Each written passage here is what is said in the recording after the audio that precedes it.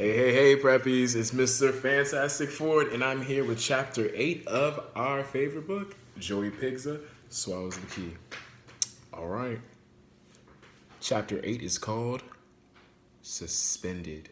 First word on three. 1, 2, 3. It's one thing for him to hurt himself, Mrs. Jarzeb said to my mother, pushing a flowered box of Kleenex toward her. Mom plucked a few out.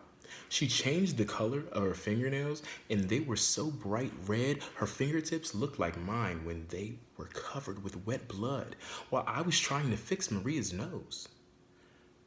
We were sitting in the principal's office. I had been there since Mrs. Jarzab pulled me out of class. My mom had been called in from the beauty parlor and was still wearing the white smock with her name, Fran, embroidered on the front. She borrowed a car and got here so fast Maria had just left in the ambulance and Mom was still breathing heavily as she wiped away the lines of sweat around her neck. I'm sure it was just an accident, my mother replied, and set the wad of damp Kleenex on the edge of the desk. Kids will be kids. Things like this happen. Mrs. Jarzeh pulled a Kleenex out of the box and used it to pick up Mom's like she was picking up something filthy. Then she tossed it in the trash can. There are special circumstances in this case, Mrs. Jarzeb insisted, and tapped the top of my file.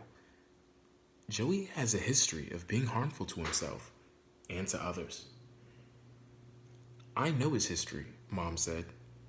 I'm his mother. Nobody knows him better than me, and even though there have been some problems in the past, they are all accidental. Joey is not a mean child. She was sweating down the side of her face as if she was in trouble for what had happened to Maria. I don't disagree that it was an accident, Mrs. Jarzab replied. What alarms me is the number of accidents that Joey is responsible for. She opened my file. Let me cite what all happened this school year alone. Just skip it, my mother said, sounding a little angry like when people at work tick her off. Well, keep in mind, we have informed you of his behavior in the past. I started to ask Mom if she had any needs, any meds, but she patted me on the leg. Let's just listen for now, she whispered. And the last time I warned you, Mrs. Jarzab continued, that if we didn't have the resources to help Joey here, that we would have to consider intensive counseling at the special ed center downtown, where he would receive the attention he needs. I'm aware of all of this, Mom said, but it was news to me. What special ed center? I said suddenly. What? Honey, Mom interrupted. Just listen for a minute while I do the talking. Mrs. Jarzab had already put the Kleenex away and Mom reached for her own purse. When she unsnapped it, I could smell the makeup and lipstick and perfume, especially the perfume, and I wanted to leap onto her lap and bury my head against her neck where she always put a dab of something extra nice. And when I smelled it, I just imagined following it to a safe, soft, warm mom place that would protect me from everything bad and I could protect her. Sounds like me and my mom. Joey, Mom said. Joey. She gave me a quick little pinch on my thigh and I snapped out of it. Yeah, I said real sleepy like. I just woke up and wanted to go back to sleep. What? Mrs. Jarzab wants you to tell your side of the story. What story? I asked. Kind of desperate because I suddenly realized they had been talking for a while and I had no idea what they'd been saying.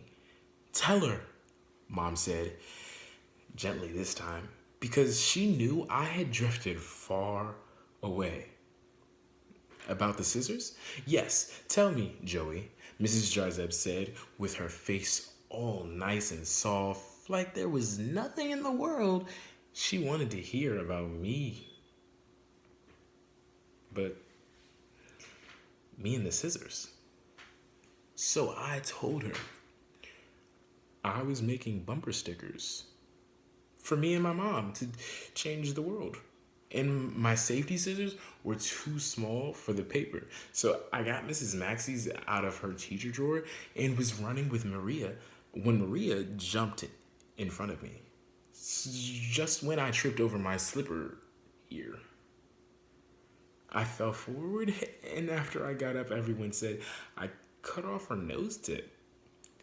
When I finished, Mom was looking into her lap, and Mrs. Jarzeb was writing furiously on an iPad. Then she stopped writing and looked up. Pause. Stop. What do you all think? Joey's actions have caused now.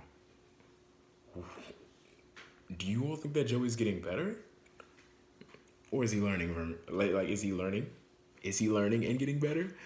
Or do we think that Joey's not quite paying attention?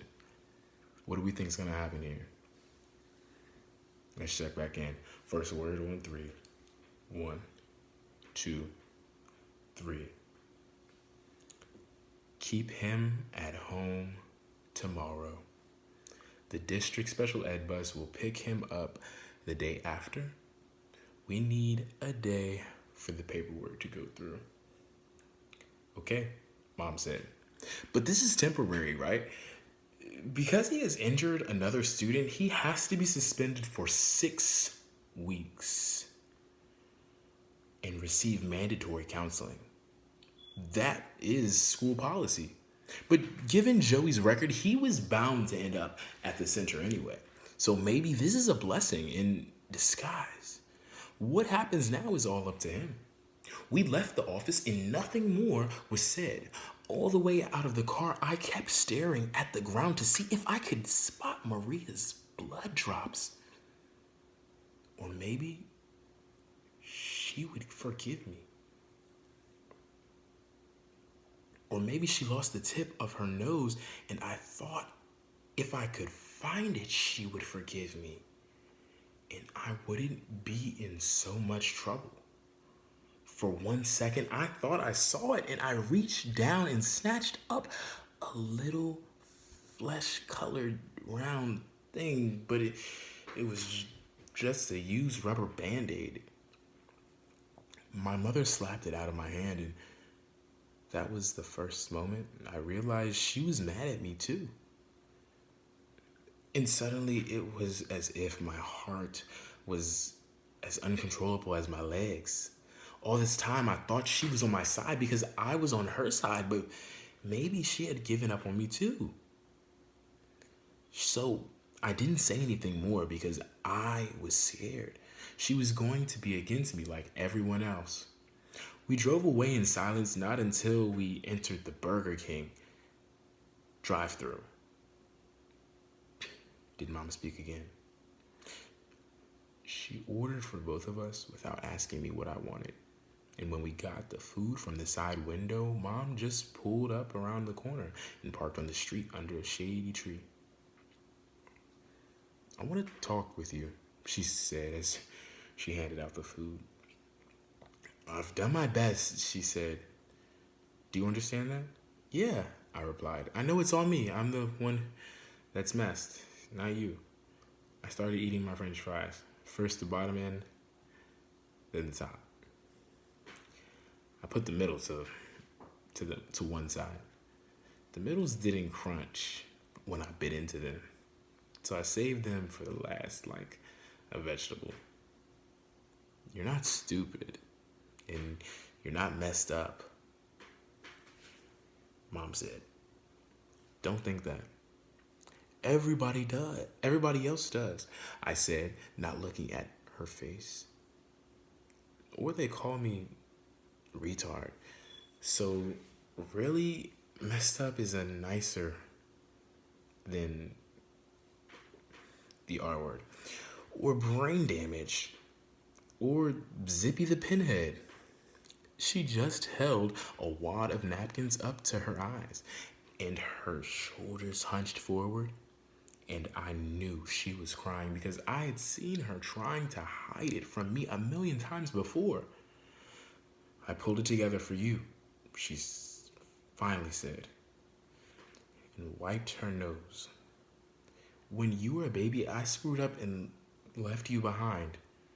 But I loved you so much, I pulled it together and came back to you. Now, you have to pull it together for me, she said. It's your turn. You owe me that much. You owe yourself. Because if you don't pull it together now, I don't know what will happen next. But it is bound to be worse.